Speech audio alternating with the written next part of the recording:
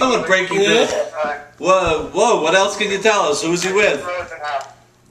Was he with Chris Humphries and Kim Kardashian? Who's he with?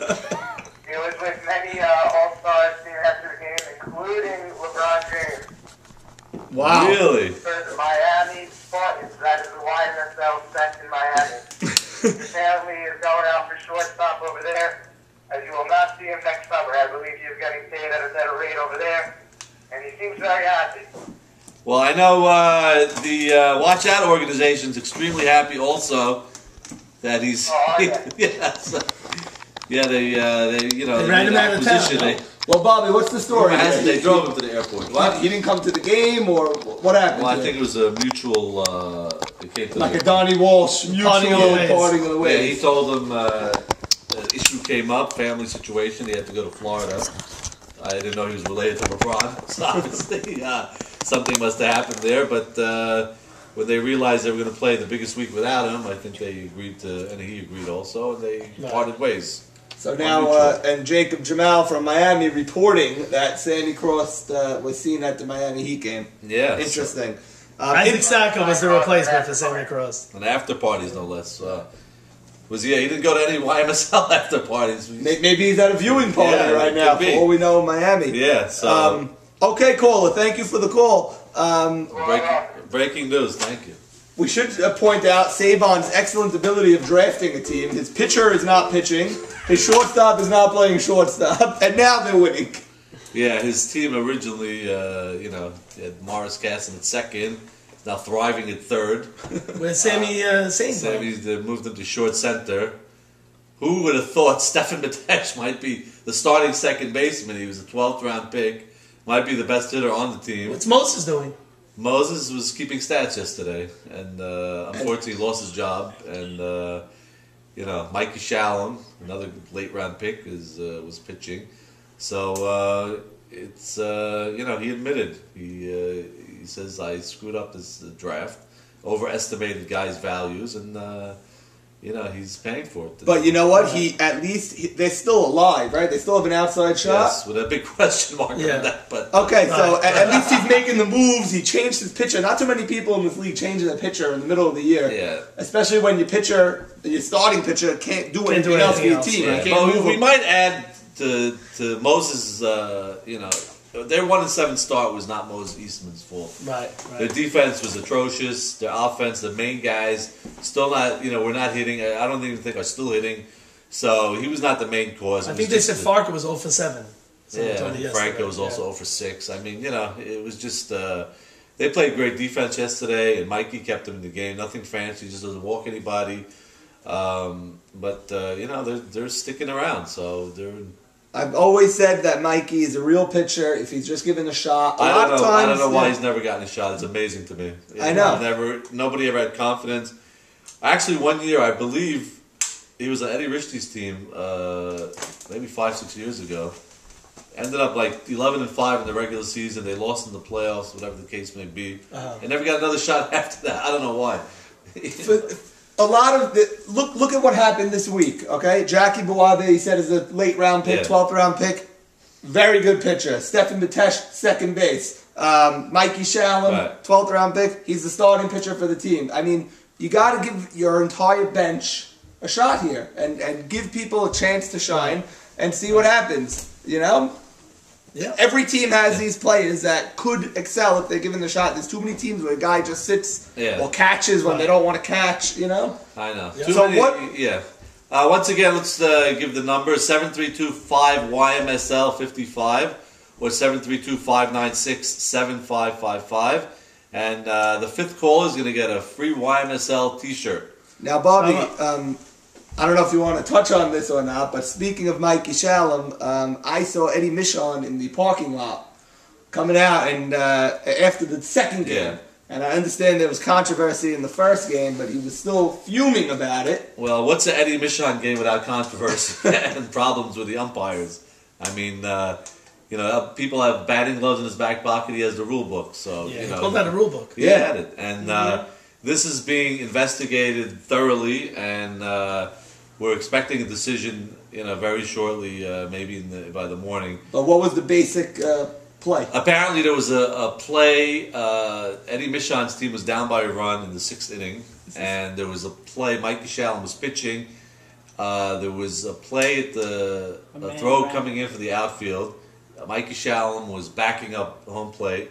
The throw got away from the catcher, was going out of bounds towards the separation between the backstop fence and the backstop. Okay. And Mikey Shallon, incredibly heads-up play, dove to save the ball from getting out of bounds where it would have been extra base out of play.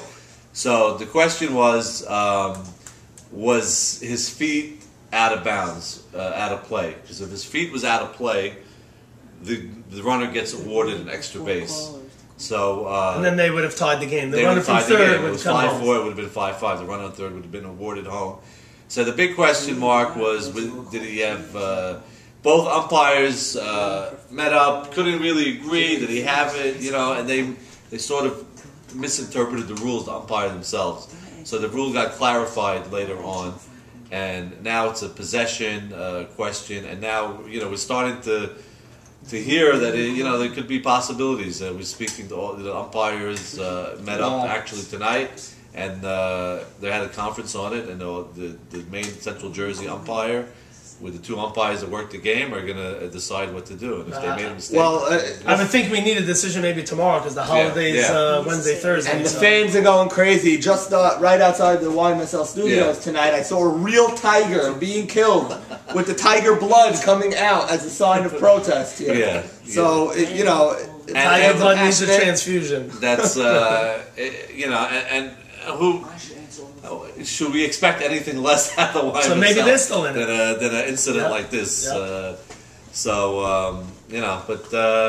we'll see what the ruling is on that, and obviously the game would have to be continued from that point on. Wow, more action into the final week.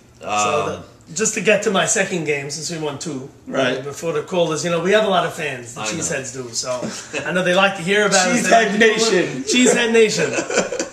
They like to call in.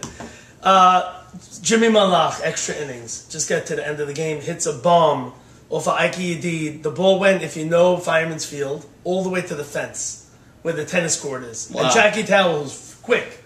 Ran it all the way down, not even a play at the plate. Wow. And that was an extra innings to put us up 4-2, and then, we held on for that. But I got to mention Ike Mavora, a couple of guys on the team. Ike Mavora was awesome. I mean, he gave up 2 runs in over 2 games because we went into extra innings. 5-0 and 4-2, just 2 runs. And he pitched great. And I got to tell you that another big change we made, we put my son Victor at short center. He turned 2 double plays, made every play up the middle. There was 1 double play, Ike to Victor to first. Was also a great play with bases loaded. Wow. So you DH'd yesterday? I DH'd both games yesterday. So Jimmy bases Malach, loaded, he threw to second instead of throwing home. Actually, no, it was first and second. He threw to second, and then it was made on third to get the next guy out. Wow. I believe that was in the shutout game. So great playing everywhere, and we're hopefully peaking at the right time. But the truth is, every team is great. There's no there's no cakewalks. I'm telling you, every game is very tough. Comes down to the wire, and there's 1-run games and pitching duels. It's just been an unbelievable year. And so far. you would think if you win 2 games, like you gain ground on people, but we didn't gain ground on anyone when it came to making the playoffs because the teams that were ahead of us all lost. Right. So we were looking for teams below us to lose, and all the teams below us all won. Except for winning. How many teams could conceivably end up 7-7? A lot, or no? I don't think. A lot of teams. 1, 2, Alley-oop 3, is playing. 4, 5, 6. Well, 7 different teams could end up 7-7, but some of them play each other. Right. I don't know. I mean, it's Zerials and us, we both can't end up 7-7. I got to give credit to Watch Out when their season's on the line and they have to win both, and they go ahead and win both. Or a team like Winning that lost game 1 and then they lose game 2, and now they have to win the final 4 games. And I never thought Insane was going to Insane. win. I thought Insane would kill in the 3rd game. It would be unbelievable if Insane could lose 3 this upcoming week because no one would expect that. Yeah. The 2 teams that were off when we took off lost their 4 games, except for the game they played each other. Winning lost both their games, and Insane lost both their games. The only game that was won was when they played each other. Yeah. Wow. So that means if you have a bye, That's a problem. you know, teams coming off a bye Right. and saying 0-4. Does Insane even want to buy? And Take they- another week off and Wow. come back. It's very tough. Well, listen, I think every team would want to win one less round to win a championship, but Right. you do lose the momentum that week Yeah. off. It's shown the team that wins that first round and then comes, it's a big motivational. I don't know if it's such a great thing to get that bye. Now, one thing we got to mention at this point is the new playoff format. The team in second place will pick who they want to play. Yeah. Unbelievable. Nobody could figure out who's going to want to pick which team. I mean, all the teams are so close. If you come in second, who do you want to play? I don't know. How do you know? It's a very tough. I have no idea. I guess you gotta, especially in the playoffs, you I gotta think look at it's the gonna go pitcher. pitching. You gotta look at the Exactly. pitching. You know, Who's going to want to go up against Morabia in the, right? Wow. I don't know who I would want to play. Serial Killers is quietly win one, lose one, win one, lose one. Yeah. They're But then still- they have Red. I think they might be that you got, Ike Mavora's in the mix, Ike Adid. You got Stevie Azer. You got good pitchers still, in the mix. All right, the next caller is going to win that pretty T-shirt. Once again, 7325 YMSL 55 or 732-596-7555. Random call. Okay, looking forward to the upcoming week now. All double headers, obviously, with that final third game hanging in the balance. Yes. Right? Possibly awaiting the commissioner's panel's decision on the Tiger Blood situation. That's not a committee. That's an ASA umpire organization decision. That's regarding ASA rules. So you're saying commissioner has no say in this rule? No, if this is an ASA rules. If the umpire did not know the rule, and they overturned the call, then that's that's what happens. Wow. That's strictly ASA rule from the rule book. So let me ask you hypothetically, if they overturn the rule, you're going to play that game.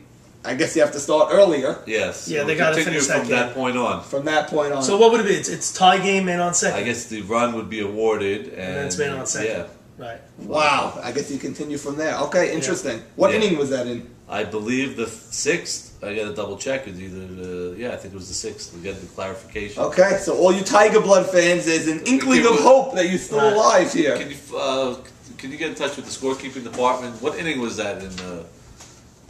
That would be a killer for watch out. Okay. All right, now let's get to the regular games. Now we have unfinished business versus Grip It and Rip It at Memorial 1. Wow. And Grip It and Rip It 6-6, winning 5 out of 6 games, and unfinished business at 8-4. You would assume Stevie Azer coming back against Red Hot 80 Saka. Now I guess Grip It and Rip It has an outside shot of finishing first. I guess I don't even know. Yeah, well, if they win 2, they're 8-6, and they would have the edge of unfinished business. Unfinished business, so I guess they would certainly be in the mix. I guess depending on what happens with the other teams, but I like their chances a lot this week. I see definitely getting at least 1 game and maybe 2 even. I think that team is really they're really underrated and they're good, and the defense is outstanding. I think they're going to be a tough matchup for Stevie Azer coming back after a 2-week hiatus. I think they woke everybody up, and everyone now knows that they're good. Unfinished business, though, might be the best team in the league, and according to the standings at this moment, they are. I'll go with the split here. I don't love Grip It and Rip It's offense. I mean, they were very weak yesterday. In the one game I saw, they scored 2 runs, and the game before that, they only scored 2 runs in 11 innings or something. So I'll go with the split over there.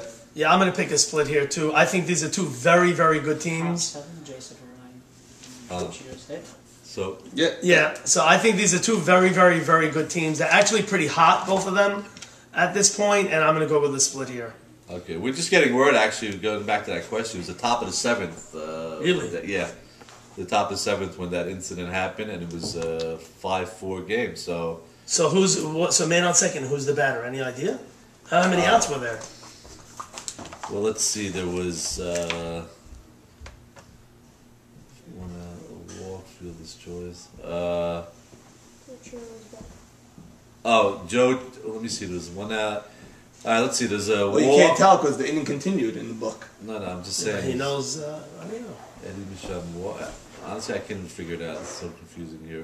Joe Chira doubled. Okay, Joe Chira doubled, and Sefaradi was the one rounding third Okay. when the play happened. So he stayed at third, so it was second and third. All right, then they walked Eddie Michon intentionally, and then Dash got out to end the inning. So Eddie Michon would still be up. Eddie Michon would You be continue up. from the error. Yeah, you continue From from where the that point. happened, Right. yeah. So it's man on second, Eddie Michon up. Was it 2 outs?